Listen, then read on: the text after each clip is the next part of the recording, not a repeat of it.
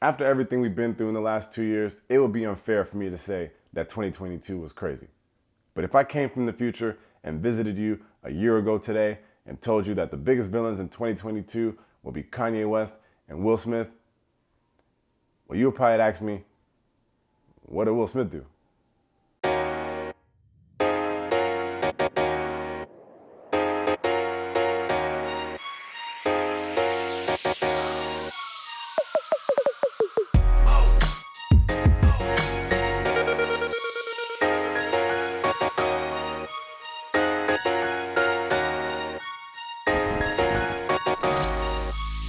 All right, welcome to Tate's Take.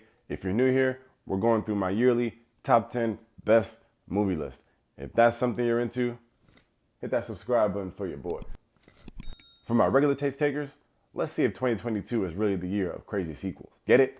I said 2022 sequels, 2022 sequels. It's too easy. That's too easy. Ugh, never mind. All right, this is my third time around giving y'all this list, and the housekeeping remains the same. These are just my preference of movies for the year, like my top 10 favorite movies that I personally enjoyed. I'm not saying these movies are gonna win all the awards. I'm not saying if you watch all these movies in order, you will change the world and end hunger and poverty. I'm just saying these are my favorite movies of the year. Also, I do watch a lot of movies. So if your favorite movie is not on this list, it's not because it sucks. It's just probably I didn't get a chance to watch it. Or maybe it's The Fablemans. Okay, housekeeping is complete. The house is now clean. For the most part. Okay, we had a very strong year for movies, and I wish I had a spot for everybody. Looking at you, Glass Onion. But I do have a couple honorable mentions. 5 to be exact. These are the movies that fell just short of my top 10 list. Now, as always, these honorable mentions are not in any order. None of them are more honorable than the next. They all carry great honor. First up, we got The Black Phone. That's with Ethan Hawke. Anyone knows me knows I don't like horror movies, but sometimes the job forces me to put on my big boy pants and watch something a little scary. This is one of the best horrors I've ever seen, and I've seen at least like 3 horror movies. In all seriousness, super unique idea, very creepy concept, and Madeline McGraw, who plays the little sister, was one of my favorite characters of the entire year. Next up, we got Official Competition, or Competition Oficial. Ah, you didn't know I could do that, did you? Yeah, this is a movie out of Spain. The whole thing is in Spanish with English subtitles. This stars Penelope Cruz, Antonio Banderas, and Oscar Martinez. So I'm gonna give y'all a quick little plot time, because a lot of y'all probably never heard of it. Penelope Cruz plays Lola, and she's a movie director set to make a movie with Banderas and Martinez. That's Felix and Ivan. Now, Felix is like your Tom Cruise type actor, like over the top, like super Hollywood type actor. Like, you know what I mean? And Ivan is more like an Anthony Hopkins. You know, like more about like the craft of acting. Like he loves like the art of acting. And the whole thing is about watching them try to outdo each other on this film set. And they both think the other one like is an idiot. Official Competition. How come you guys never heard of it? You guys need to get someone to just take you to see some things that you've never seen before. It's not that hard. Just find someone that will take you to do cool things. Duh.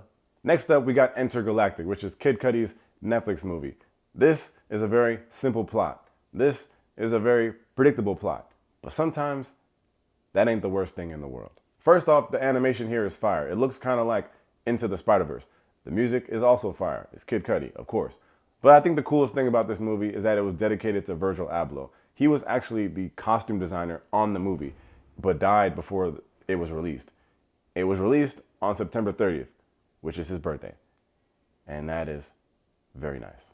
Next up, we have Vengeance, brought to us by BJ Novak, a movie that almost no one went to see, and it's really a shame. It's kind of like one of my favorite types of movies, like that smart, satirical, borderline political type of movies. Every year I got one in the list. Like 2 years ago, it was Irresistible.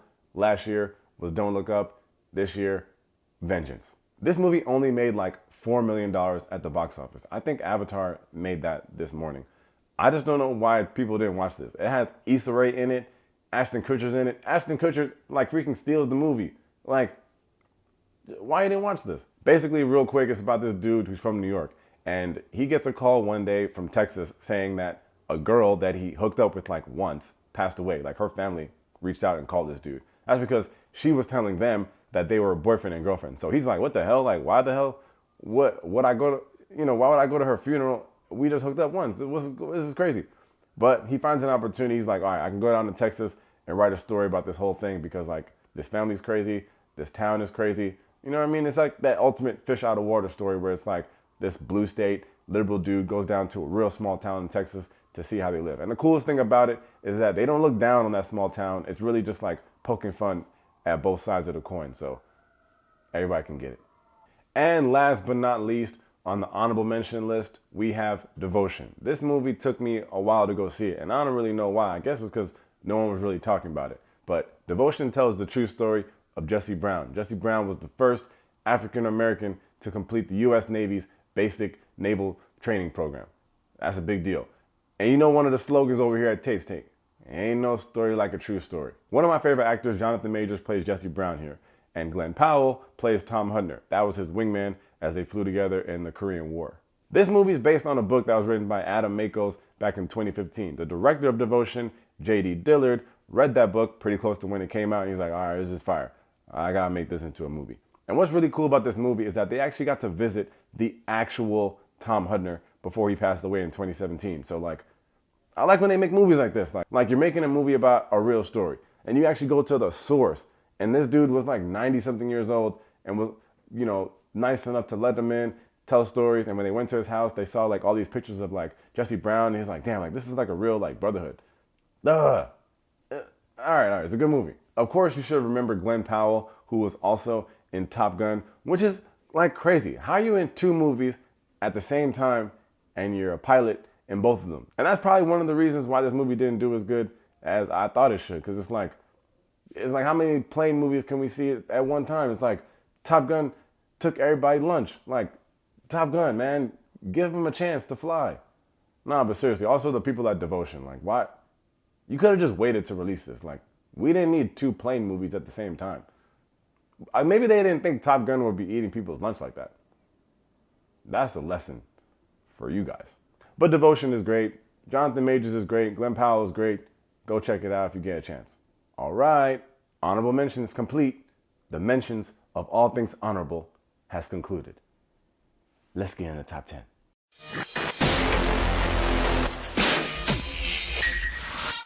Number 10, The Batman. This movie came out so long ago, you probably forgot that it came out this year. This movie's fire. And I don't know why, but I never doubted Robert Pattinson. Like, I just knew he would be good. Like, this movie gave us a lot. Like, it gave us the darker Batman that we've been asking for. It gave us Detective Batman that we've been asking for. And it gave us Zoe Kravitz as Catwoman that I've been asking for. I still prefer The Dark Knight and The Dark Knight Rises as better overall movies, but The Batman was still super legit. Plus, we got to hear that fire soundtrack over and over. You know that one?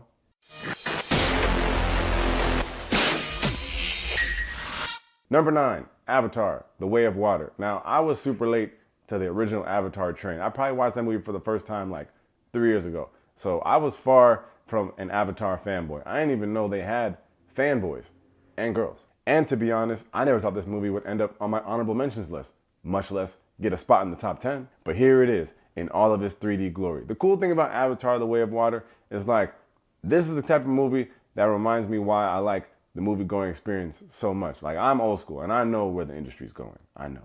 But I'm old school. Like, I'd much rather go sit in a crowded movie theater eating popcorn with that butter flavored sauce on it than I would stream it at my house. I got to watch this movie in IMAX 3D at the AMC Lincoln Theater. It's insane. This is the most impressive visual thing I've ever seen in my entire life. As soon as this movie started, I made that face that Jay-Z made when he first heard Dirt Off Your Shoulder. Yeah, exactly. Yeah. Remember that face like that? Yeah. I said it in my tweet about the movie. Like, this must be what some lady named Gertrude felt like in 1908 when she saw the first moving picture. Like, it just changes everything. And it doesn't just look good. Like, it's actually a good story too. Like, I don't know who lied to Vin Diesel, but it's really Avatar that's all about family. My crippling fear is the person who's going to wait to watch this movie on some JetBlue flight across the country on that small, stupid little screen, and they're going to have the nerve to say, well, these graphics aren't that good. But after Avatar made $1 billion in 2 weeks, I think most people are watching it the right way. People were complaining about how long this movie was going to be when they saw the runtime, but it definitely does not feel like a 3-hour and 12-minute movie. Like, I've been in 2-hour movies that felt longer. Yeah, Emancipation, I said it. Number 8, I'm going with Hustle. Y'all forgot about Hustle, didn't you? Very nice movie from Netflix this year that reminded us that Adam Sandler can do serious roles. And it reminded us that he's got a big love for basketball because, of course, we got Uncut Gems. 5 stars for that, by the way. Now, I'm a huge basketball fan, and this movie just gave me everything I like in a basketball movie. And something that we don't usually get in basketball movies. Real basketball players. Now, we all know that Anthony Edwards should get an Academy Award for Best Supporting Actor. But the fact that people are still calling Juancho Hernan-Gomez Bo Cruz at his actual NBA games is wild.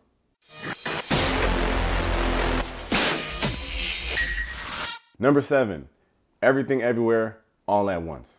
When I saw this movie, I knew immediately this would be a very polarizing movie. It's one of the most unique movies probably ever. But I knew that some people would love their version of this multiverse story, and I knew that some people will be very confused by it. This is really one of those like movie lover movies. Like, this is not something you throw on at the house while you're scrolling through TikTok aimlessly. Like, no. You gotta pay attention and watch this movie. And watch how Michelle Yeoh gives one of the best performances probably of the whole year. And hopefully she gets some awards too. If you like action, if you like the multiverse, if you like that Kill Bill type vibe, like, and another good family story, like, check this movie out if you haven't already.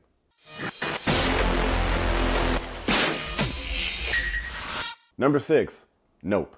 Actually, this one is probably more polarizing than Everything Everywhere All at Once. Now I think of it. Nope is, of course, Jordan Peele's third movie after Get Out and Us, and I would rank this movie right in the middle of both of those. Just like Avatar, this is another movie that was designed to be seen in super big screens. Like, Jordan Peele used IMAX cameras to shoot this movie, so hopefully that's where y'all watched it. I mentioned Jonathan Majors before as one of my favorite actors. Another person in that camp is Daniel Kaluuya.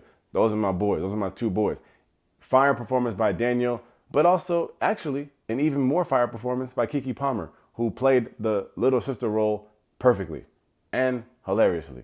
Add in Brandon Pereira, who played the dude who worked at the electronics store, and you get a fire movie that shows us the dangers of what happens when humans trying to control wild animals.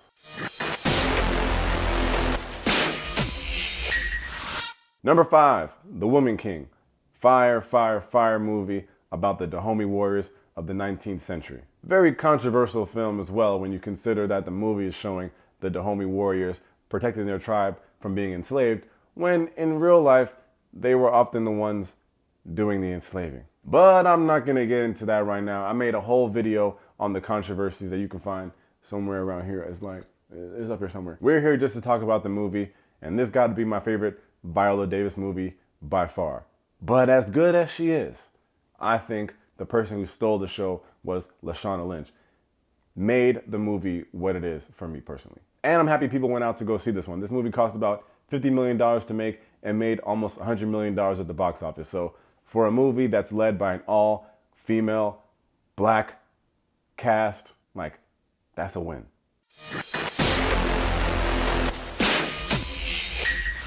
Number 4, Puss in Boots, The Last Wish. Now listen, let me just tell y'all something. No, I just need y'all to listen up for a second, because I don't even want to hear it. Let me tell you something right now. I need y'all to listen up. And I don't want to hear, how Tait got Puss in Boots over to Batman. Just mind your business. This Puss in Boots thing is 5 stars. Now, I've always been a huge Shrek fan, but when they introduced Puss in Boots in Shrek 2, I said, nah. This man's a legend. Yeah, you heard me? You're a legend. The first solo Puss in Boots movie came out back in like 2011, and I saw that movie, but I don't remember thinking it was that good. This new thing right here, yeah, this is the one. Basically, in this movie, Puss is grappling with the fact that, like, his life of adventure and like heroism could be coming to an end. Like time is catching up to him. It's kind of like LeBron in his like 80th season.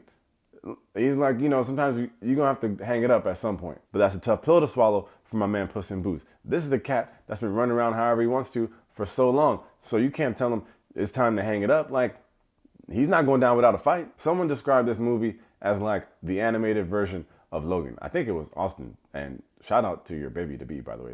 That's congrats. But yeah, it is kind of like Logan. Like, I see why you made that comparison. Like, this is Logan, like, with a cat.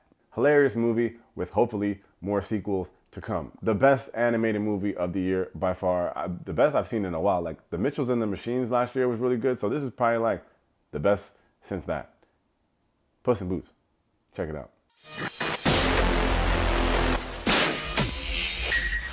Number 3, Marcel the Shell with shoes on. Remember in number 4 when I told you, like, listen, and like, let me tell you something. For Puss in Boots, no. This Marcel the Shell with shoes on, let me tell you something. No. I need you to listen. Do y'all know about Marcel? All right, quick background here if you don't.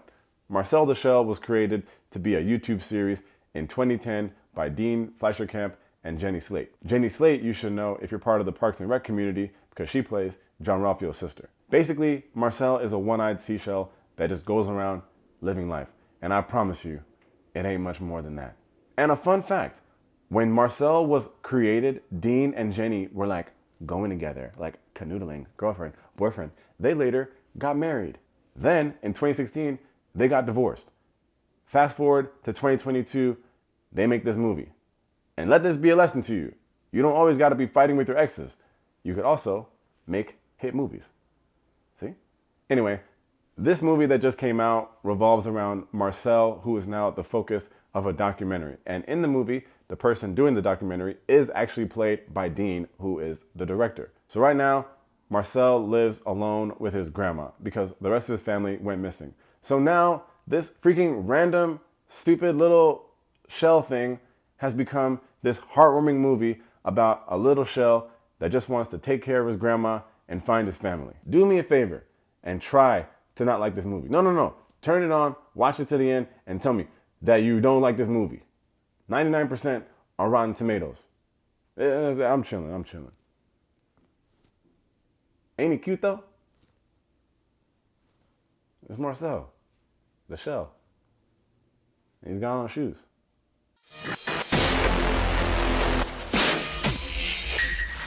Number 2 is Top Gun Maverick.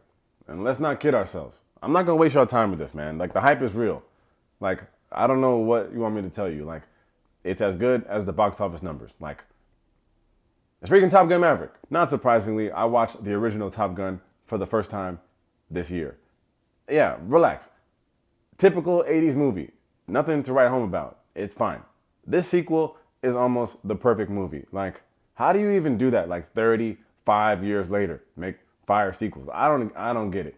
And somehow turn Tom Cruise into an even bigger superstar than he already was. Like, another great theater experience. Saw it in IMAX. These jets, man, it's like, I felt like I was in the sky. Easy 5 stars. And again, one of the rare times when everyone raves about something and it is as good as they said. Like, I have not met any person on earth yet that has said they didn't like Top Gun Maverick. Until, like, right now. Because someone surely just wrote that in the comments. Thank you for that.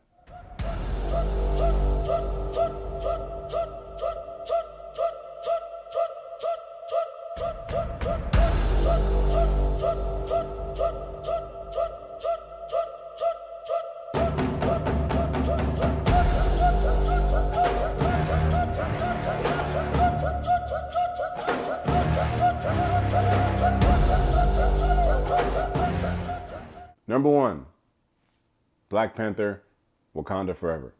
Probably a movie that a lot of people enjoyed this year. And probably a movie that not many people have as their number 1 for the year. Just thought it was insane how crazy it is that Ryan Coogler and his team were able to pull off the unthinkable. Nothing was more tragic in the movie industry when we found out that we lost Chadwick Boseman to a very, very private battle with cancer. And I know these moments are here to remind us that there's a lot more important things in life than making movies. But part of the grieving process is how we move on. And somehow they were able to deliver a movie that not only pays tremendous tribute to Chadwick, but also introduces another advanced civilization of minorities, the Talokan. I mentioned the movie tackling the theme of grief with the loss of King T'Challa, but actually the original script that they designed, like before Chadwick passed away, was also dealing with grief. This would have been grieving the loss of time from the blip. Yeah, you know the 5 years when T'Challa was like dusted? Yeah. So the idea for the movie was like processing that loss of time and then like T'Challa coming back, realizing that he now has a son. This version made the best of a very terrible hand that was dealt, and the outcome was a damn good movie. Namor is already one of my favorite villains in the MCU. Like, and that boy be spitting too. Remember, he was like, I have more soldiers than your land has blades of grass. There's no way he had that many soldiers though, right? Right? Anyway, I got this movie here at my #1 spot, but I know that not everybody thought so highly of it. And I can't prove this, but I feel like a lot of the reasons why people didn't like this movie was because it skewed so heavily on the females. For example, Angela Bassett, who does deserve an award for this performance, as Queen. The Dora Milaje, the first warriors into battle. Shuri, taking over the mantle. Even freaking Ironheart, which was actually my least favorite part of the movie, but that's a story for another day. But yeah, I just think some people were unfairly harsh about the role women played in this movie. And to them I say, get out of here. Very much looking forward to the future of the Black Panther and Wakanda as a whole. Like, these are the stories that are very important to continue to be told. So again, a huge shout out to Marvel, huge shout out to Ryan Coogler, and of course, rest in peace to Chadwick Boseman. And that's it. That's the list. Like, damn, another year of Tait's Take in the books. I think I remember last year in this video, I said that we had just passed 4,000 subscribers. Like right now, we're about 100 away from 7,000. And that's because of you guys. There's like a whole bunch of new people up in here just watching this stuff. Like, that's so crazy. And I appreciate it, like a lot. Of course, I got merch. You know, we didn't have merch last year. This is our year of merch. If you want to support the channel or get some merch, like it should be below the thing there. But if you can't find it, or you're watching on your TV, how it should be viewed, you can find it in like my channel bio. There's a link in there if you want to buy some stuff. I'm gonna make some more stuff this year too. So everything you guys do helps the channel. Every time you watch a video, it helps the channel. Every time you like the video, hit the little thumbs up thing, that helps the video. If you share it, it helps the video. And just talking to me in the comments, like I try to get to most of the comments, but all that discourse like not only helps the channel, but it's like it's cool to see like what y'all opinions is. And I don't need everybody agree with me. I like when we get spicy in there. I like to have discourse. I don't make the channel. My takes are like, they're not just like about the movie, you know, and y'all know that if y'all follow the channel. Like I try to, I'll talk about the political stuff. I ain't trying to just give my opinion. So that warrants certain types of comments, which I don't mind, as long as we all keep it respectful. Because YouTube will kick you out, so it's like, whatever. But the support has been freaking fire. I hope that you guys continue to watch, and I hope that you enjoyed the content for the year and for the last 3 years, I guess, with this channel. So again, a huge thanks for the time. Peace. If y'all don't go watch Marcel the Shell with shoes on, look at this dude. This is a shell with shoes. And freaking Puss in Boots. Watch Puss in Boots 2. Watch Puss in Boots 2. Get it? I said 2. Like, watch that as well, but it's Puss in Boots the sequel, like the second one. It's too easy.